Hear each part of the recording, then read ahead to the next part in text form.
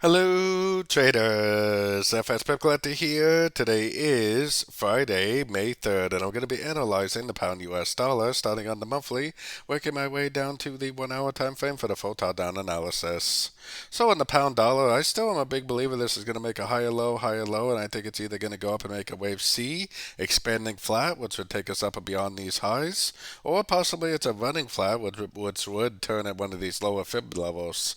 Either scenario, I definitely think we do have a pretty decent move to the upside ahead of us. Taking it down to the weekly time frame. On the weekly time frame, I'm still calling this big move up a wave 1. I still think this is a running flat wave 2. Higher high wave B, higher high wave C than the wave A. Definitely looks like a running flat. If that's true, that would make this right here a 1. That would make this right here a wave 2.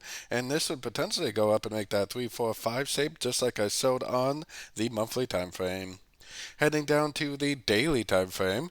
On the daily time frame, to me, it still looks like a big five-wave uptrend ending right here for wave 1. I still think this is like a leading diagonal wave A. I still am calling this 3 waves up for wave B, and I'm calling this a complete downtrend for wave C. I'm not really convinced that this is going to go down and make a new low. I think we may have a low in. I think the wave 2 is already in. And if that's the case, then this is potentially going to start making higher highs, higher lows on this daily time frame in that wave 3. So taking it down to the 4 hour time frame.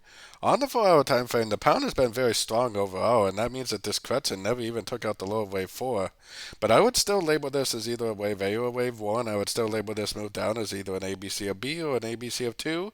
And I would say that we are most likely either in an 1, 2, 3, 4, 5 of C or possibly a 1, 2, 3, 4, 5 of 3.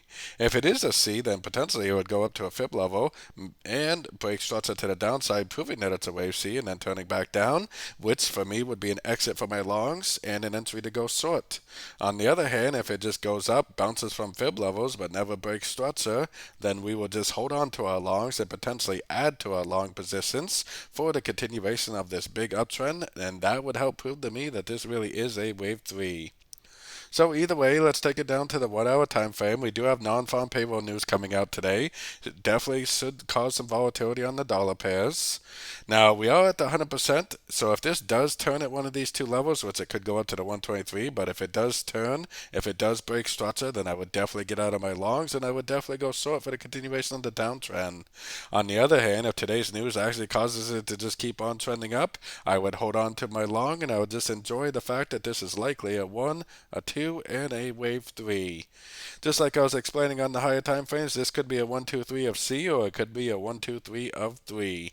We don't really know yet, but we are long and we are learning and earning at the same time whether this is a wave 3 or whether this is a wave C.